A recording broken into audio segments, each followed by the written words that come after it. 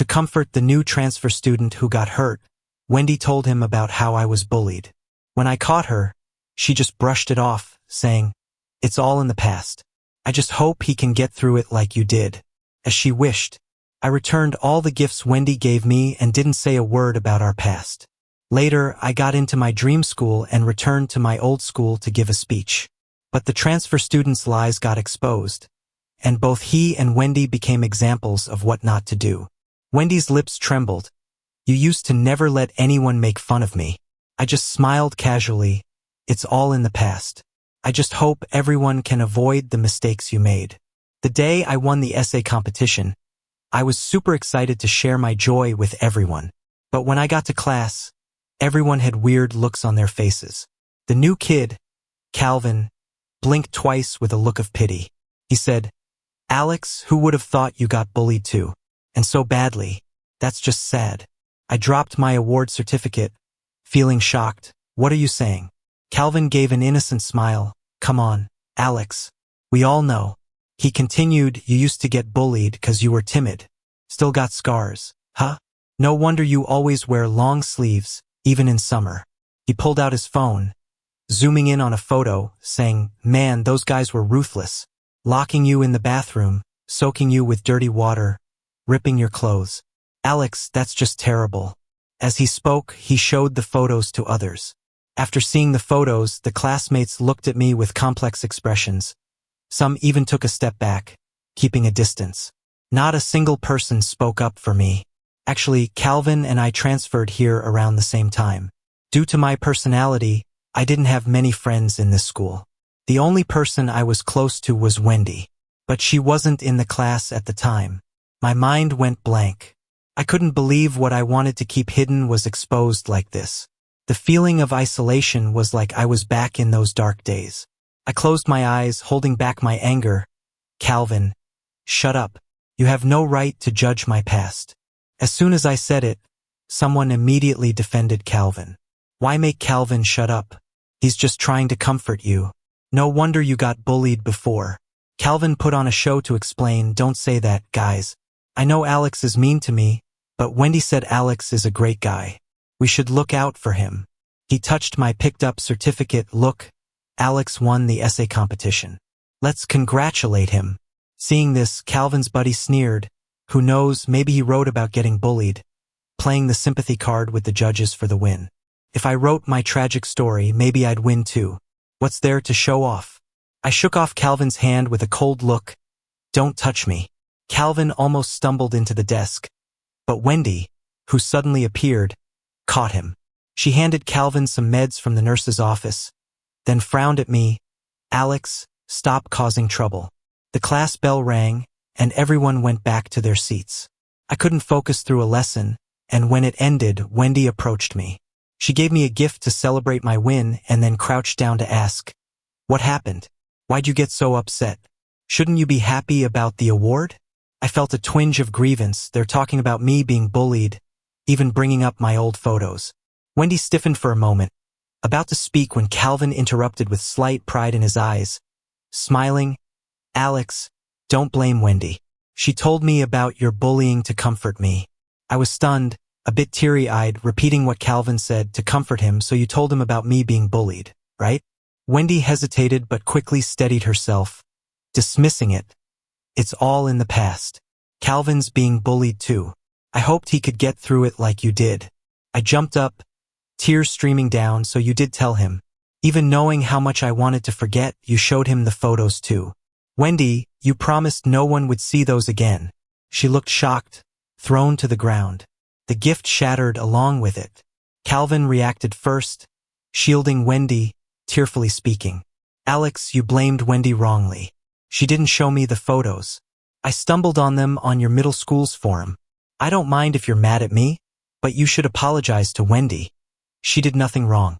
His face was all sorrowful, like he was the one being wronged. People around started looking over, their eyes hard to decipher, focusing on me. I didn't care, just met Wendy's gaze. She didn't reply to Calvin and slowly stood up, a bit lost, looking at me, saying softly, "Alex, I didn't know you cared so much. I thought it was all behind us." Calvin tried to speak, But Wendy cut him off, locking eyes with me, panic laced in her tone. "I'm sorry. I didn't consider your feelings. I just wanted to help Calvin. Hoped you'd understand." Maybe my expression was too frightening. Calvin came over to apologize too. He wiped non-existent tears and clutched my arm tightly. With a forced smile, he said, "Alex, it's all my fault. I should have never needed Wendy to comfort me. It's fine, even if I'm alone against school bullying. I'll be okay. Please don't be mad at Wendy." But he gripped too tightly, his nails pressing through my shirt into my skin. Old memories tugged at me, of being locked in the bathroom, having my private parts pinched. In a rush to free my arm, Calvin fell backward, crashing against the desk corner and then onto the floor. Glass shards cut into his leg, bright red blood gushing out. "Alex," he gasped, "I know I shouldn't have gotten close to Wendy, but she was only trying to help me.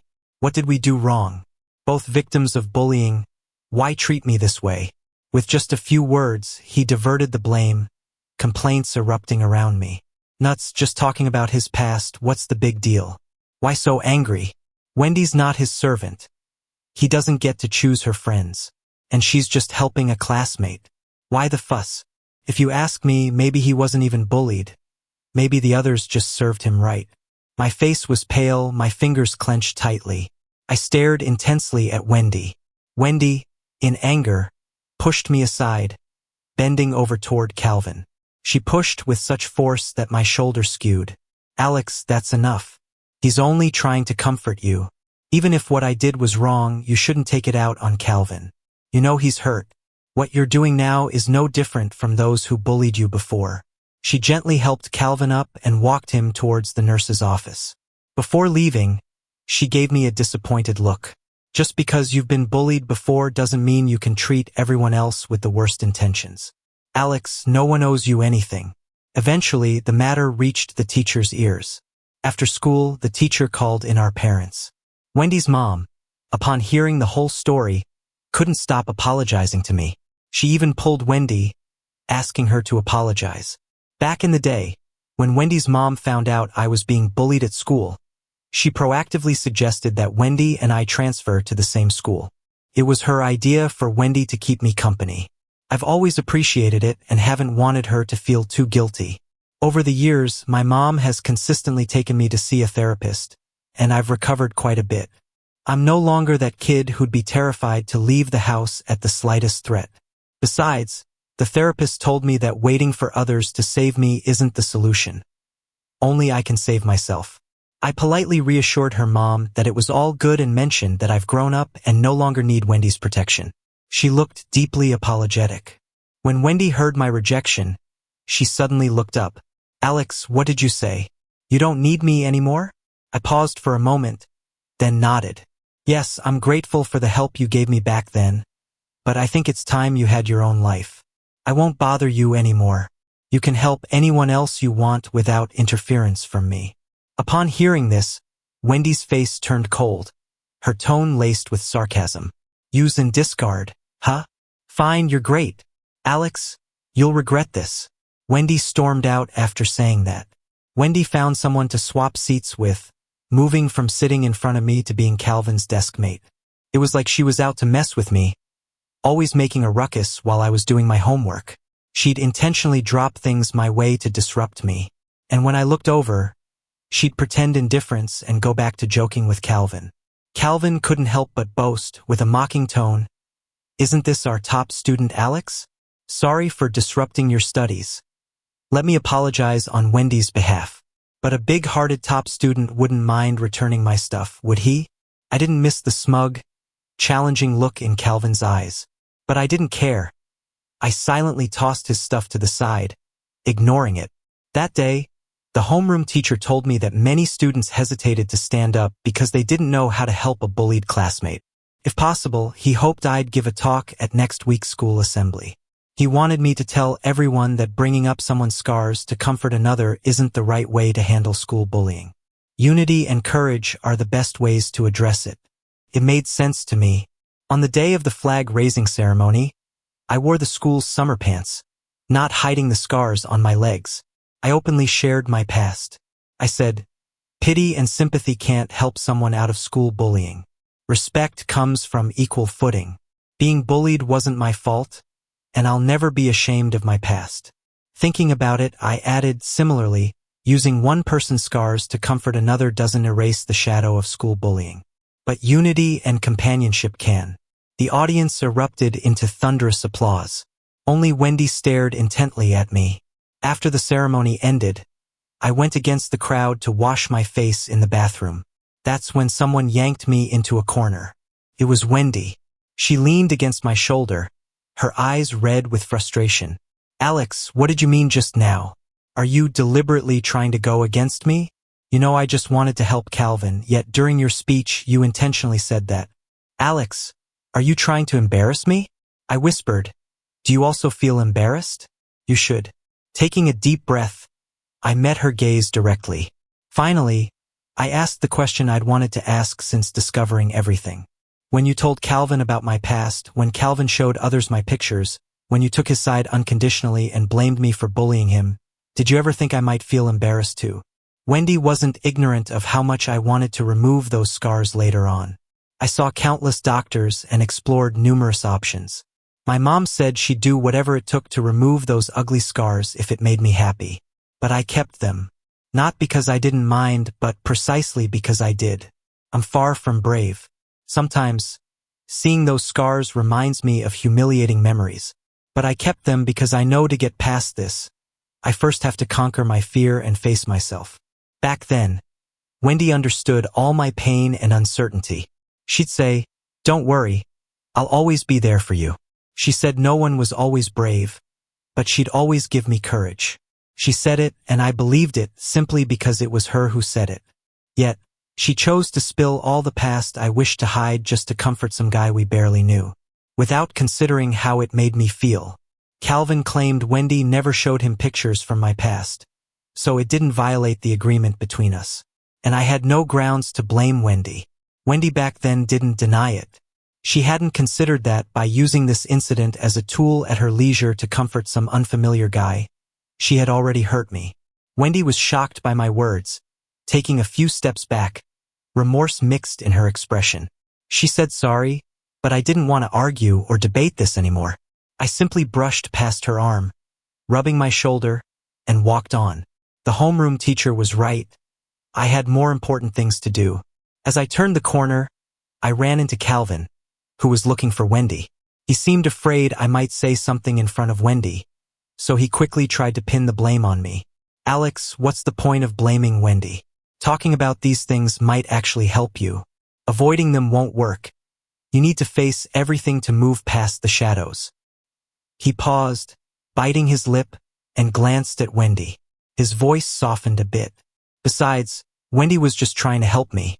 We weren't making fun of you.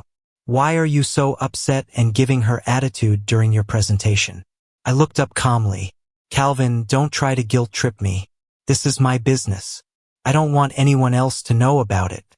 No one has the right to know." After that day, Wendy tried to apologize to me. She would buy breakfast I liked every morning and place it on my desk early. I gave the breakfast to classmates who weren't well off, telling them it was a kind gesture from Wendy, who was too shy to deliver it herself. Wendy noticed but didn't give up, while Calvin seemed more flustered.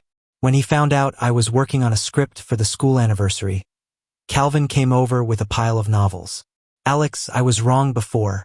I didn't realize you were so sensitive. I'm sorry for upsetting you.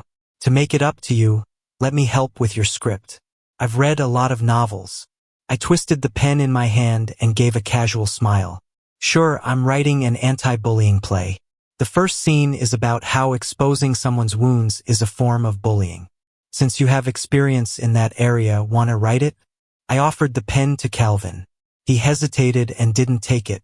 With a pale face, he asked what I meant.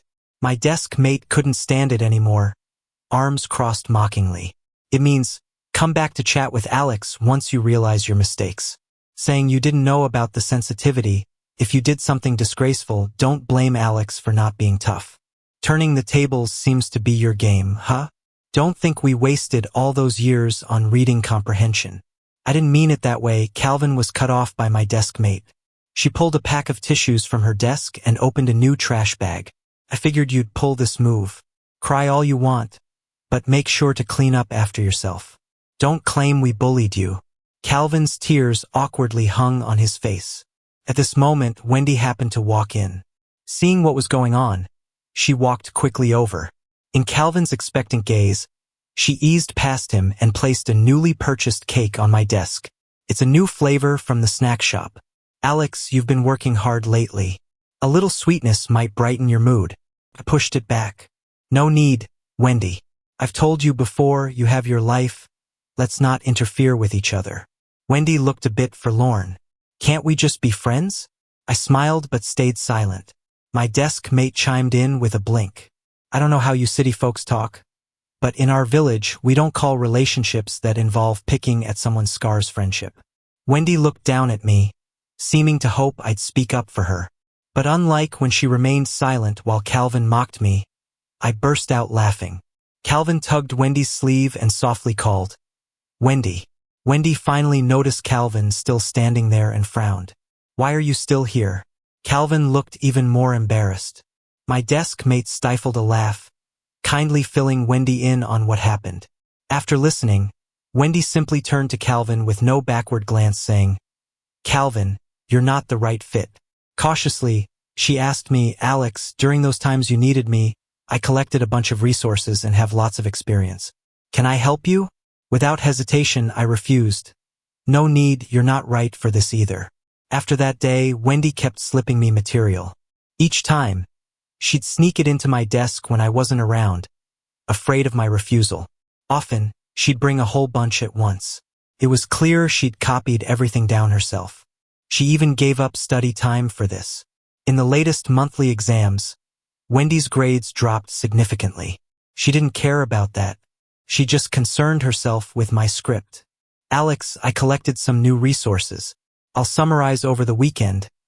I can get them to you next week. Her eyes sparkled. Wait for me. I organized the printed information recently, bent down, rummaged through the bottom of my backpack for older materials. I spread them on the table straightforwardly explaining, I got the info last time you gave, but many of your stats are outdated and unusable. Wendy, I appreciate your goodwill, but I don't need it. I'm no longer that timid person needing protection. I now have the courage and ability to stride forward. Wendy always thought I was joking when I said she wasn't suitable, until the script was finished, and the casting didn't include her name. After school, she stopped me. Alex, why didn't you pick me? Maybe it hit her hard, as her voice trembled. Did you forget the times I was there for you? Or do you just care that I helped Calvin too? Wendy deliberately picked this road to stop me. The road leads west to the sea. Every time I didn't want to face reality, every moment I felt scared, Wendy brought me to walk along the sea. People always danced by the sea, and nearby there was an abandoned amusement park where kids adventured.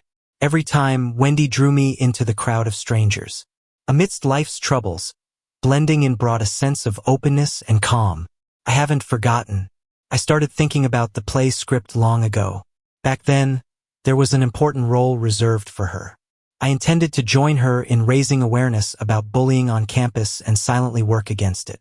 So, Calvin was holding his phone and saying it was all Wendy's idea just to comfort herself. Suddenly, I realized Wendy wasn't really cut out for this role. And even Wendy herself admitted that it was all in the past. Calmly, I reminded her Calvin's faking it. Can't you see? Those injuries aren't from protecting his buddies from bullies. Nah, he knocked himself against a wall to have an excuse to get close to Wendy. I saw the whole scene and ended up getting a backpack full of books slammed into my shoulder by Calvin. He threatened me, Alex, don't spill to Wendy. Otherwise, you'll get booted from school just like you did in junior high. The bruise on my shoulder doesn't hurt anymore. Not far on the beach, I could swear I still heard kids laughing and playing. Wendy took a shaky breath and said slowly, Alex, you have no proof, so I can't gamble on it. Maybe, just maybe, there's this tiny sliver of a chance that Calvin's genuinely being bullied. But I can't give up on him just because the odds seem low. Plus, honestly, you guys have been giving him the cold shoulder lately. Oh, so that's how it is. During that speech, I shared my past openly and voiced my thoughts. A lot of folks who weren't exactly close to me, who were sort of on the fence when I stood up to Calvin, started approaching me for advice on tackling school bullying.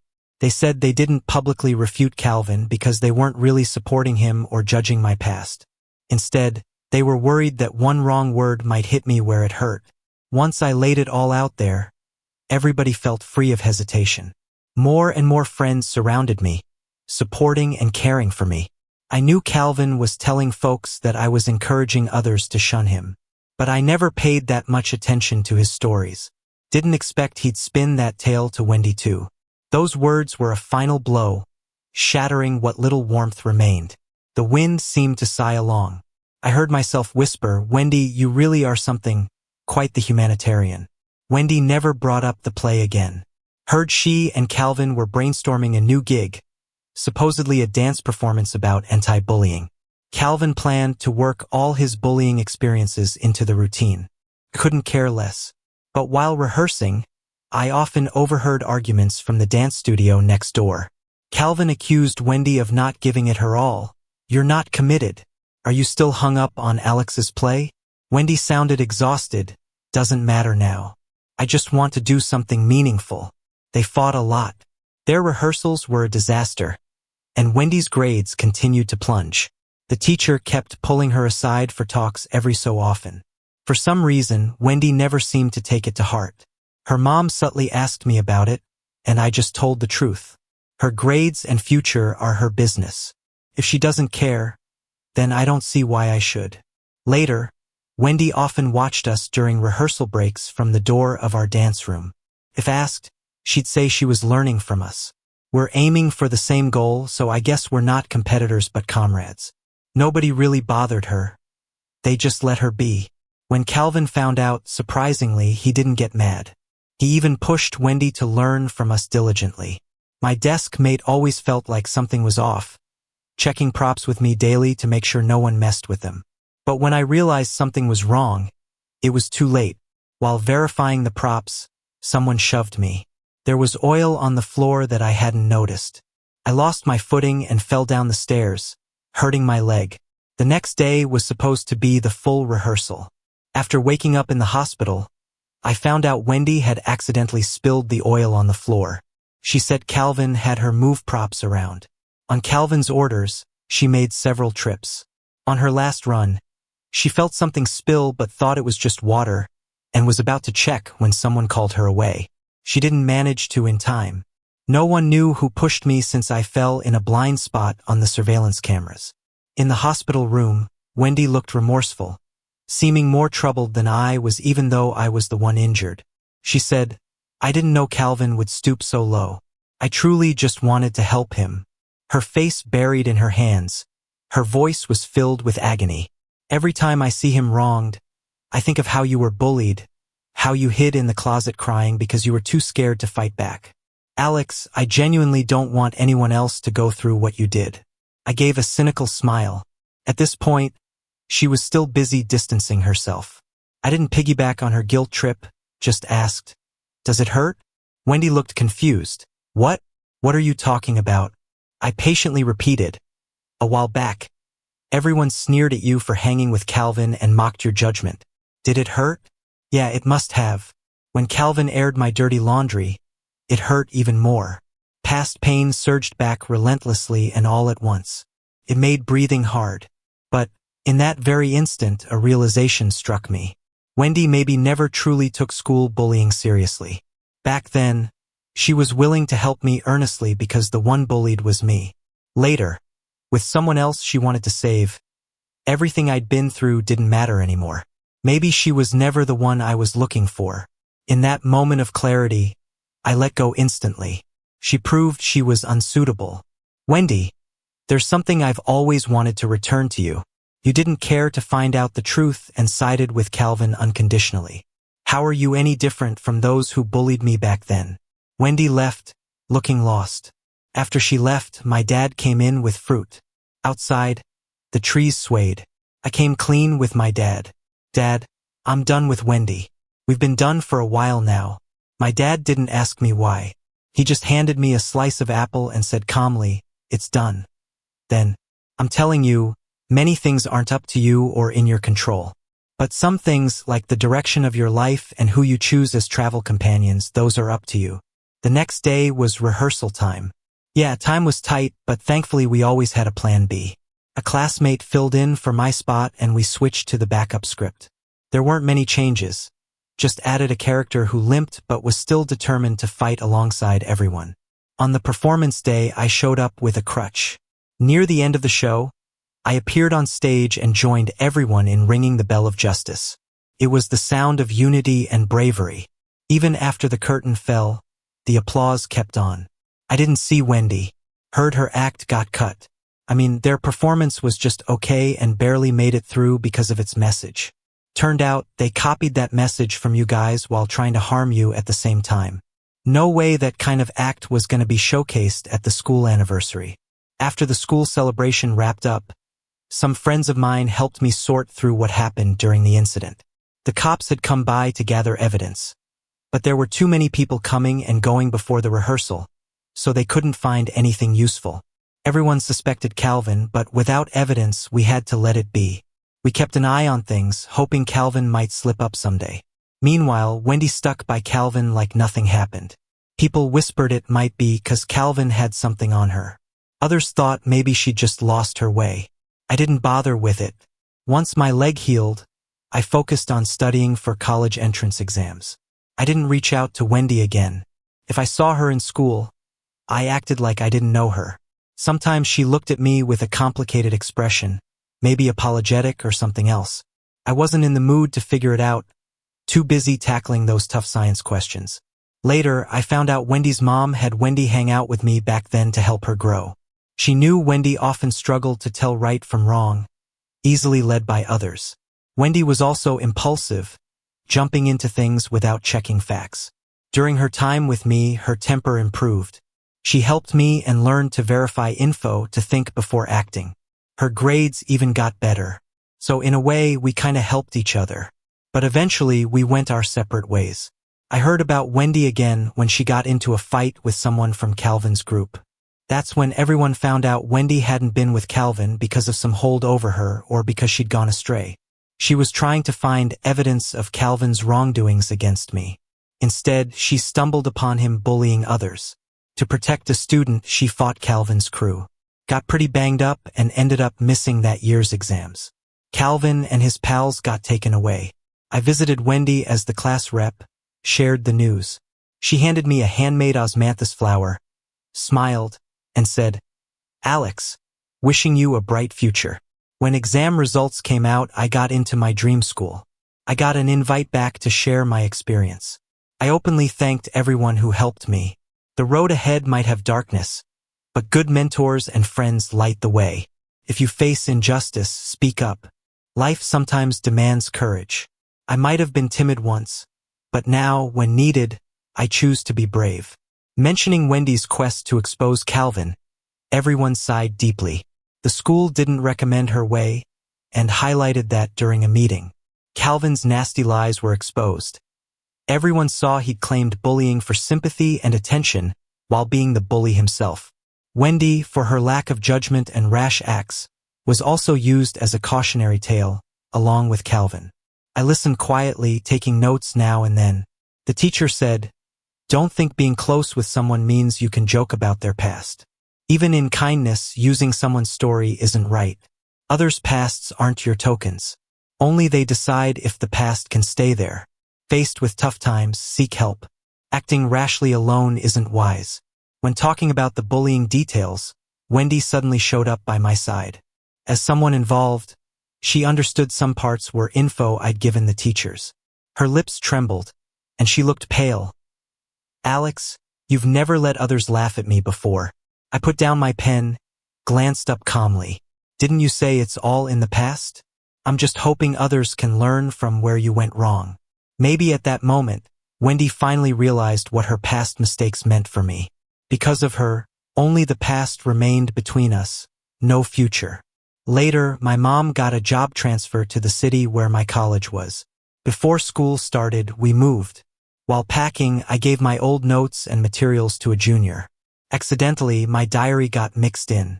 The junior teased, "Senior, You forgot this? I said, throw it away. That diary held notes on how Wendy had helped me. Dreams including her. Once, it mattered deeply to me, so much I slept with it every night. Then, when Wendy insisted I understand her need to help Calvin, I realized the most important thing was being the one who doesn't give up in tough times. I tossed my journal into a trash can near my home and took my underclassmen to a nearby ice cream shop to share my college plans. I had no idea Wendy was watching me that day. She saw me toss away the journal and watched me walk away. Once I was out of sight, she picked it up and cried over it. She got a new notebook and responded to each wish I had written in there. I didn't know this, but even if I did, what difference would it make? I had already memorized what needed remembering. Feelings that shouldn't stay are best let go early. For years later, I graduated college and became a reporter. I hit the news beat, focusing on getting real, timely, and effective information out there. I stuck to my initial dream, uncovering injustices in the world. But I never imagined running into Calvin again. It happened while I was reporting a story. He was at the center of it. That year, Calvin was taken away and missed his college entrance exams and never repeated them. He got his high school diploma and went straight to work. We lost touch. No one was really close with him. Seeing him now was unexpected. An interviewee, Oliver, Calvin's coworker, claimed Calvin had been bullying him for years. They were old friends from the same village. After graduation, they both went out to work. Calvin married a woman from the village, constantly taking stuff from Oliver's house. When Oliver saved to renovate his home, Calvin caused trouble to prevent any work, forcing them to stay in a rundown place. But Oliver came to us not for that, but because Calvin encouraged his own kid to bully classmates. Oliver's kid was a victim. I can't shake him off, Oliver said, but I won't let my kids suffer too. Calvin saw me from afar and, after a brief pause, got angry. Alex, are you here to laugh at me? You never let it go, even after all these years. You still want to isolate me. I ignored him and just reported the facts. After the story aired, many people came forward against Calvin. The chain of evidence was complete, and he had to face consequences. At our class reunion, everyone learned about Calvin from our station story. A classmate clinked glasses with me. Alex, congrats on being a great reporter. If I hadn't seen your report, I wouldn't have known Calvin was still causing trouble. Thank goodness you helped nail those scumbags. She handed me a piece of fruit, a bit worried. I hear reporters sometimes face backlash for exposing ugliness. Alex, be careful. Even if you don't talk about it, remember we're behind you. I hugged her and smiled. I'm fine, totally safe, I replied. Doing this is what I've always wanted. I won't stop just because there might be danger. Later, someone brought up Wendy. I heard she'd repeated a year but lost her drive and didn't pass exams the second time either. She ended up at some random school, graduated, and worked in a factory. Someone saw her once, almost hurt herself due to a lapse during work, and got scolded by the supervisor. A tablemate hesitated but said, I always thought Wendy wasn't right for you. She's confused, Alex. You're meant to shine and will find better companions. I smiled and said nothing. The truth is, I'd seen Wendy recently, too. After a shoot, I was at a street food spot with colleagues and saw Wendy eating alone nearby. She hesitated but came over, raising a glass to me. Out of the blue, she asked, if I had been more patient and seen through Calvin's lies, would things be different now? But there are no what-ifs. The twists of fate make every step we take so important. I remembered that summer, the constant chirping of cicadas. A girl with a gloomy face cast a shadow on me, apologizing. But I didn't say it was fine.